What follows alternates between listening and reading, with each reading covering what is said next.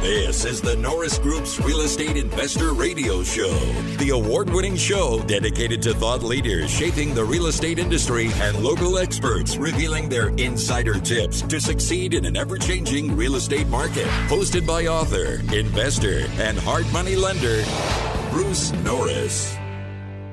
Hi, thanks for joining us. My name is Bruce Norris, and today our special guest is Matthew Tandy. He's the Chief Executive Officer and founder of Formatic Property Management. As CEO, he oversees all day-to-day processes and guides the long-term vision. He is always seeking new and innovative ways to improve the rental ownership experience for property owners, continuing his commitment to provide professional, accountable, and reliable services. Due to his extensive experience in rentals throughout the country and deep knowledge of real estate investments, Matt is frequently requested speaker at investor and rental industry seminars and trade groups. Matt also serves as the president of the Long Beach, Orange County chapter of the National Association of Residential Property Managers. That's a long title, which also covers property managers in the Inland Empire area of California. NARPM is the primary trade group for residential property managers. Becoming president, he was president-elect in 2019 and treasurer in 2018. Matthew, we welcome you to our show. Thank you very much, Bruce. I appreciate the introduction. You know, everybody's the best property manager until they're not. So, and it's a big difference, and it's a big responsibility, and it's an important choice for investors, because especially out of state, nothing is easier. Every repair, every placement of tenant, every decision, you're really more reliant on the honesty and integrity of who you're dealing with. So, you know, your company has a tremendous reputation. How did you land there? What are some of the things that keep you there? Well, let me start by saying I don't believe in saying we're the best, we're number one, or anything like that. Number one, that's lazy branding. I just and the problem with lazy branding, like we're number one, we're the best, we're things like that, is that I find that the people who say that, they tend to be a little bit I'm not sure the word I'm looking for, but the biggest attribute is they tend to not be forward thinking. They get stuck in this thing of we're the best, and they don't say why. There's a great book. I don't know if you've heard of it, Bruce, but it's called The 22 Immutable Laws of Branding. It's older. Excellent. And he talks about it. Says, don't ever go in and say we're number one. That's not a brand. Number one in what? Number one in sales? Number one in sucking? Number one in the opinion of ourselves. There you go. That's right. In the eyes of our clients who have not left us, we're number one.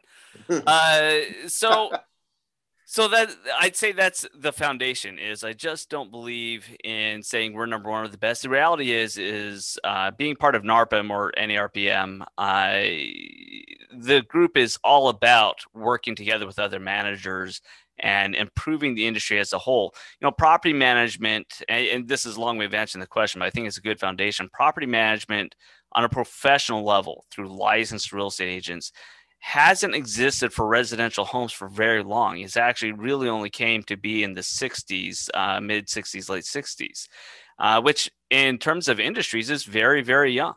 Really, the only other industries that are much younger than that are tech related. And the issue is that when it started, and for a long time, property managers didn't have a good reputation at all. In fact, my biggest challenge isn't trying to compete against the property managers. It's trying to compete against the bad reputation property managers developed over the first 30 or 40 years of management. And you see that a lot in the investor communities where these people say, oh, I would never use a manager. They stole my money. They did these things. And there's a lot of background to why those things happened, but ultimately it comes down to how do we get the reputation? Well, looked at everything and said, how can we continuously, daily improve?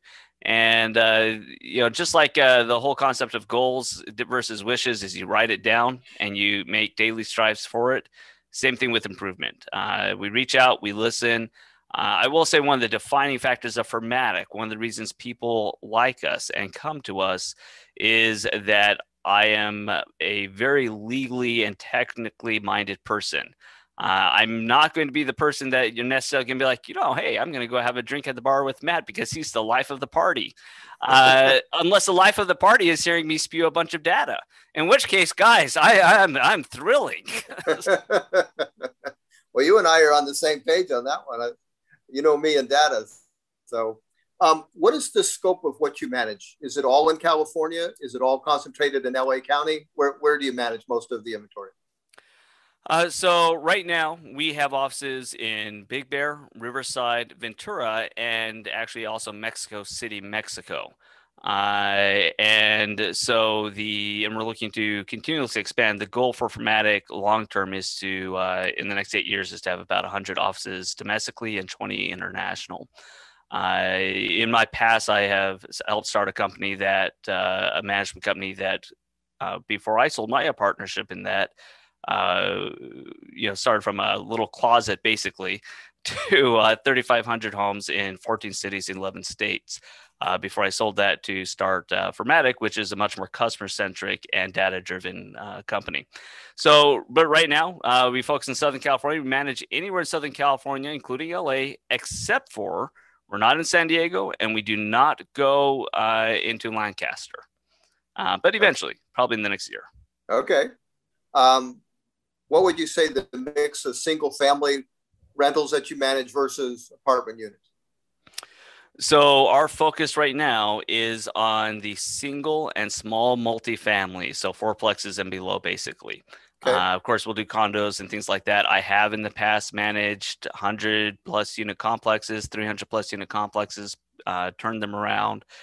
We are going to be opening up an apartment division in the next 18 months, probably between 12 and 18 months. We do have demand for it and people are asking for it. But Bruce, one thing, going back to the original question, differentiations, I don't believe in being a jack of all trade. I don't believe that's a way to deliver great service. If brand dilution is just a major problem with many people in real estate. They think, oh, I'll do a little bit of this, I'll do a little bit of that.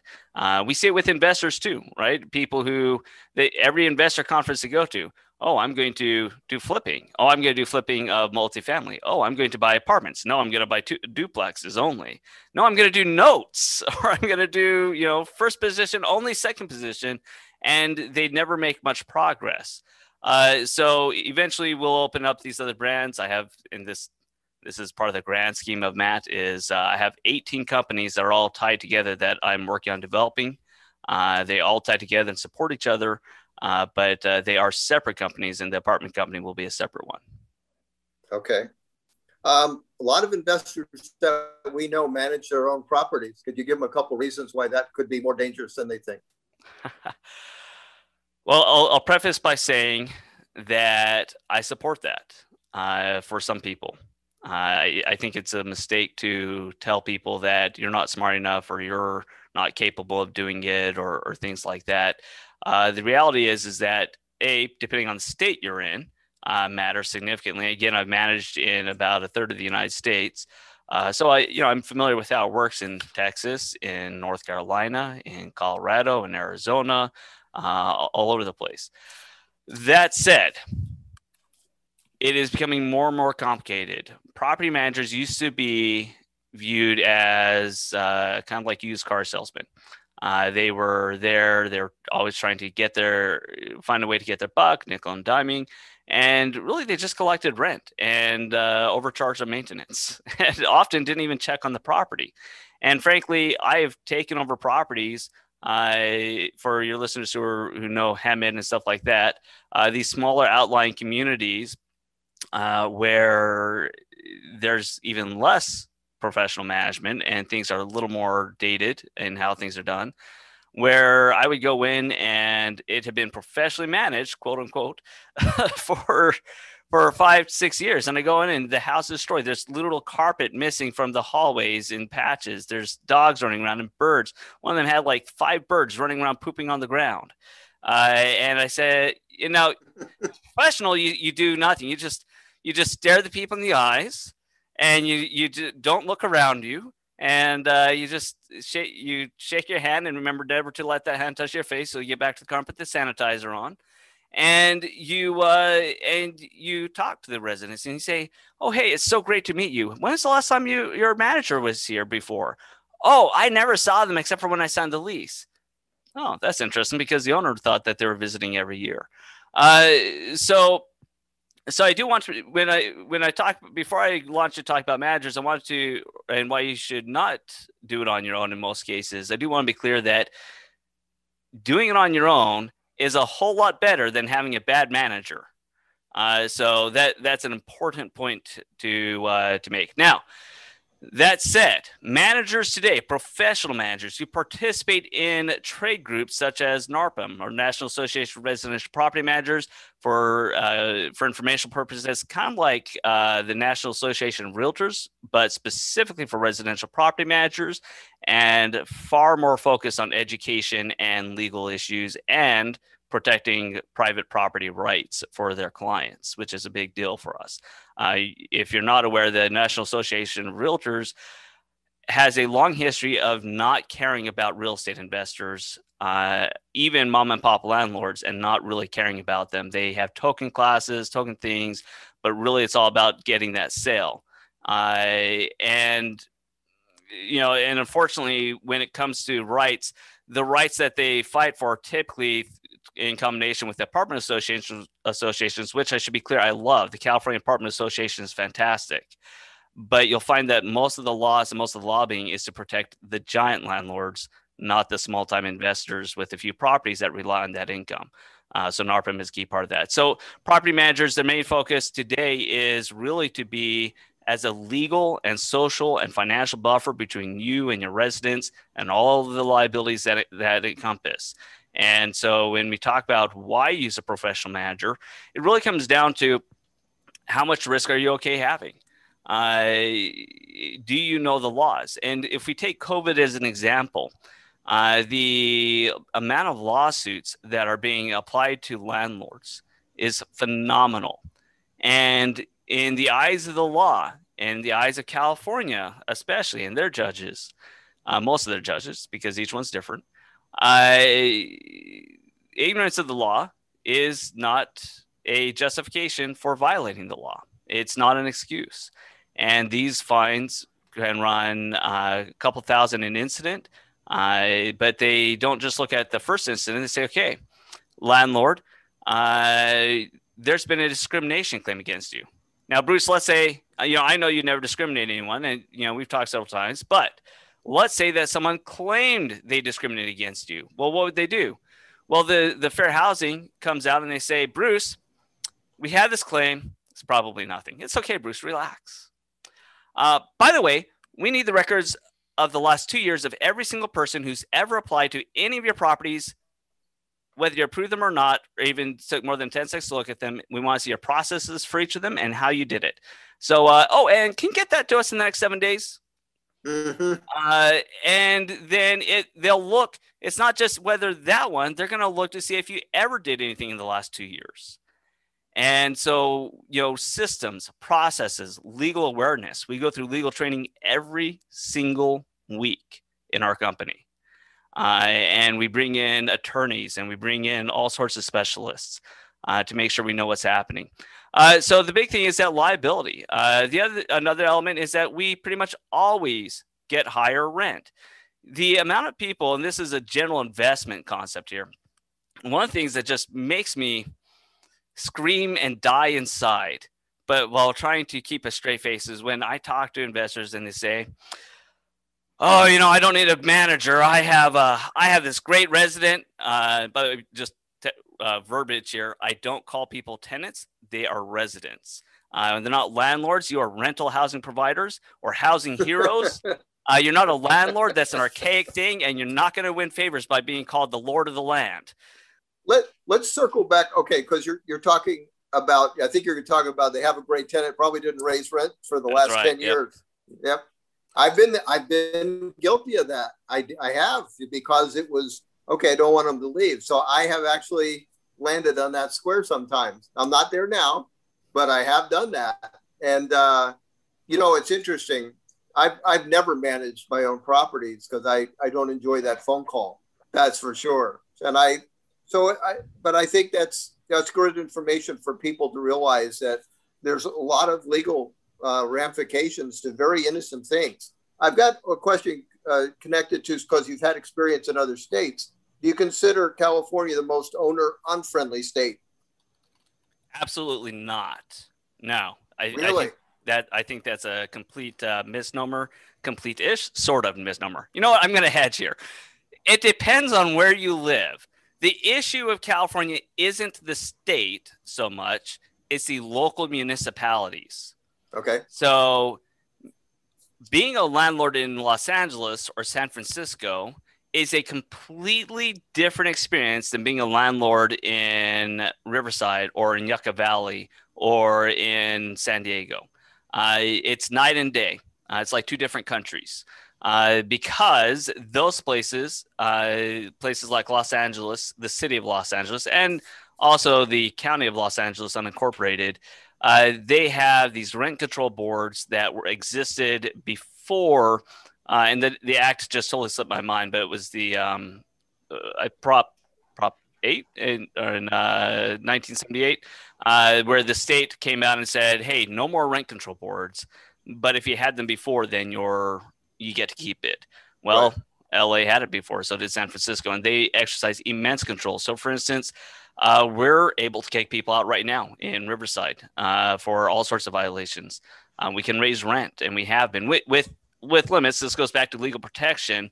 One of the big fines that are happening, just for your California listeners, is people aren't aware that we have been under a declared state of emergency in most of California since COVID began. It's set to expire, I think, June 5th or thereabouts, somewhere on there. And that means that it's illegal to raise rent prices more than 10% in a 12-month period anywhere in the state. And the fines can include jail. So would you say some of the issues, because I deal with investors, with the Norris Group all the time, and we have some very savvy, very professional investors.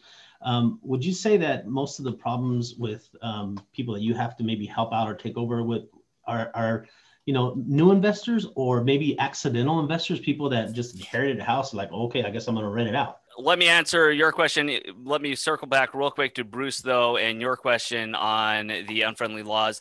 I do want to simply say that the bigger issue, and you'll find this everywhere, is I used to be mocked relentlessly for speaking up and speaking across the country about the coming tide of tenant laws.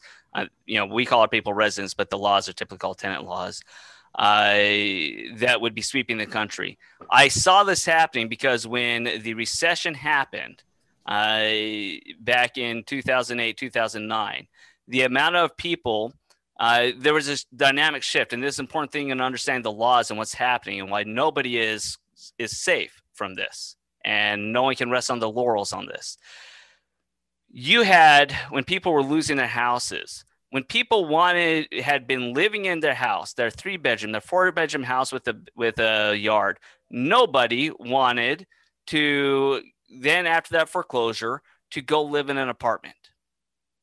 It's hard to give up the dog, the cat, the space for your kids. And so the rentals of single-family homes exploded. With that came the market demand for that. And so you saw hedge funds and large private equity groups and REITs all buying up single-family homes. Some of those are my clients. I have some national clients, and we do all their lease-ups for them, and they own thousands of properties in California. And they do things very different. And frankly, some of them aren't so great at following the laws and, or even just good common business of maintenance and resident care. So the issue is that now you have people who, of course, they bounce back, they make a bunch of money, they're renters, prices have gone up, some of them bought homes, some of them haven't been able to keep pace with the price, with the down payment requirements and other needs. And so they have disposable income. This is different because before 2008, renters were typically viewed as, and there's a phrase that we used to hear a lot, oh, it's just a rental. Oh, they're just renters. Well, when you're dealing with only people who rent because that's all they can do, you can get away with that. But that attitude, if you have that attitude and you're putting in low quality stuff and low response times, and now you're doing it to people who have disposable income and are now renting by choice. The renting by choice is a massively growing category in the United States because people like the flexibility. Well, do you think that attorney who makes $500,000 a year is going to accept the concept of you're just a renter? No, they're going to go push and they're going to make advocacies. And then we also have a legal dynamic that happens across the country. And this is the other part. And the internet helps fuel this. Most landlords used to live around the same neighborhood as where their rentals were. And now they don't. If you own a property in Nebraska, how much awareness are you of the laws that are being pushed there? And secondly, let's say you're completely aware. How much voting power do you have there? And the answer to the first is very little knowledge in most cases. And the second part is it doesn't matter because you don't have a single vote. But who does have a vote? Your residents have a vote. And if you're not treating them extraordinarily well, then guess how they're going to vote when it comes to something about your welfare versus their welfare. And you can make all the arguments you want about how they're tied together. But for a lot of people, it's, am I putting food on the table? Or in some cases, can I make that Disney World vacation? So this is why I think the laws are spreading across the country, and we're seeing that. To answer your question, Joey, who do we generally see more of? Frankly, we get mostly investors who've been in it a long time. We find that a lot of the new investors, they get on Bigger Pockets and other places, which are great resources for people trying to get some information. But there's always those groups that tend to attract the self-made millionaire, right? I have nothing, but with nothing, I can make something. And I just have to really put in the hours, put in the time, figure it out. We see this in wholesalers and flippers and all sorts of people. So they give it a go and they think they're doing really well and they lie to each other. And this is the biggest thing. I got to tell you guys, I'm sure Bruce and Joey, you've seen this too. The amount of people who lie to each other and lie to themselves about how successful their investment properties are because they won't run the real numbers. They feel uncomfortable and sometimes even get upset and angry if you try to dive into it. And it's a tough thing. Education is an ongoing, constant process. But we find that once people start to get more educated and really understand the numbers and really dig into it, that's when they hire the property manager. So, it's mainly people who've been in it a little while and realize, you know what? I kind of suck at this. Or maybe I made a bad investment, but I've learned enough now to know I made a bad investment. I can now go make good investments, but I can't take the time to go make the good investments if I still have this albatross around my neck. And then they come and hire a professional manager. When you manage this diverse inventory of properties and the laws changed about maybe an option not to pay, were there types of real estate that did better than others? Where you had, and by the way, what's the overall percentage of people paying versus not paying? I'm just curious. So there are no good numbers on overall percentage of paying and not paying, and that's because none of the trade groups are big enough to really track that in a meaningful way on a national or even a state level yet, and they don't communicate enough.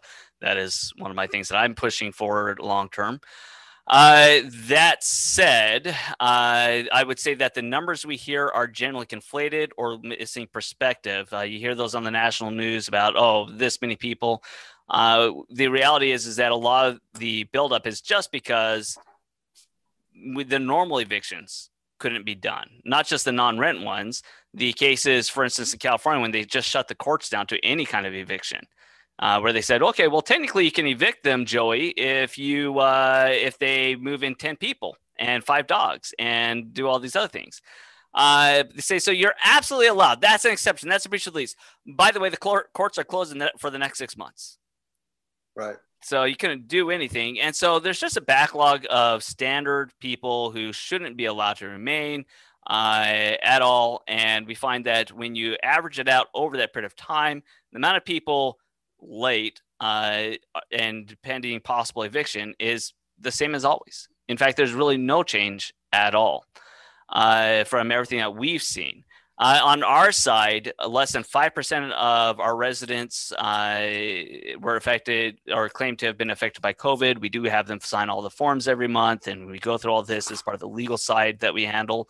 Of those, only 2 of them were residents that we placed, and they were both genuinely affected, and they verified it, and everything's good there. And they have applied for aid immediately whenever it's available, and everything's good there. So the bigger issues have been the bad actors, the bad apples from the beginning. In terms of what class of real estate, frankly, it's the bigger houses. The bigger the house, the more likely they seem to have chosen to not pay rent, even when they could.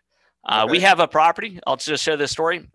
Have a property in Ventura. Actually, just sold yesterday. Thank goodness. On the beach, private dock, rented for $6,400 a month. They owned 1 boat. And you know what they wanted, Bruce, is they wanted to buy that house, and they wanted to buy it for a significant discount. They already own several houses. Okay. But they wanted to buy this house. The owners didn't want to sell it to them for that price, but the owners decided they did want to sell. So the resident starts causing problems. And then they wouldn't allow people in, saying, oh, we have COVID. They say, oh, we have COVID. And then literally that night, the neighbor calls us and says they're throwing a block party next door. And they're all out there, right? So COVID, but you can't come in to show the home for sale. They stopped paying rent. They claimed COVID. They hired attorneys. They did everything. One of the advantages of property managers, I'm completely unfazed by this. They were threatening and breathing fire, and we're going to sue you, and you're going to go to jail. And I've read all the COVID laws. I personally read all those COVID laws, all the way through, about once every week to make sure I'm on top of it. So but they didn't pay rent. We couldn't do anything really about it for 6 months. We finally got them out through a settlement. And the owner, fortunately, real estate prices were going up. The owner actually made money by having go longer. But these people, what did they do? Oh, one of the times, we don't have any money for rent. What do we see next month? They bought a second boat, cash, brand new, sitting on the dock. So that's one example, but I'd say that makes up the majority of the cases we've seen of actual people abusing, not paying rent. Well, what's interesting about what you just said, and this is, I've had very little experience in court, but what you just basically said was that there's a lot of, I don't know if people get sworn in, but I think you kind of do whenever you're in a situation like that. You promise everything's going to be truthful. Is there ever any ramifications from someone bold-faced lying? Ever? No. Okay. No, there are things. I mean, look, the CDC, which is the national one, and California, they both have these things where they have to sign that what they're saying is truthful. Otherwise, they're committing perjury, and that's an actual offense. That's a felony, and all these things. Bruce, if that was your resident in there and you want to sell the house and you're just tired of their crap and you want them out, you're going to not pursue them for that. You just want them out. Right. You need your property back. And that's why there's no accountability, because ultimately, after they've cost you all that money, how much money do you have to go pursue them and file charges against them? And how likely are the prosecutors going to be focusing on that case for a private housing provider or landlord, right? The lord of the land, versus dealing with much more pressing issues. And, I once had an extensive 5-hour conversation with the Riverside County DA about dealing with fraud in rentals and real estate and dealing with it. And he said the reality is something like 95% of them they won't take up, even though they seem pretty clear, because even the most clear-cut case, and he gave several examples. He gave one that they had just finally closed out, and it started 6 years before. And you know what the consequence was? Like 2 weeks in jail. So no, there's no justice for it. Well, that's going to do it for this week's episode. Please be sure to join us next week for part 2 of our interview with Formatic Property Management CEO, Matt Tandy. See you then, and thank you for listening. Hope you enjoyed the show. For more information on hard money loans and upcoming events with the Norris Group, check out thenorrisgroup.com. For information on passive investing with trust deeds, visit tngtrustdeeds.com. The Norris Group originates and services loans in California and Florida under California DRE License 012-19911, Florida Mortgage Lender License 1577, and NMLS License 1623669. For more information on hard money lending, go to thenorrisgroup.com and click the Hard Money tab.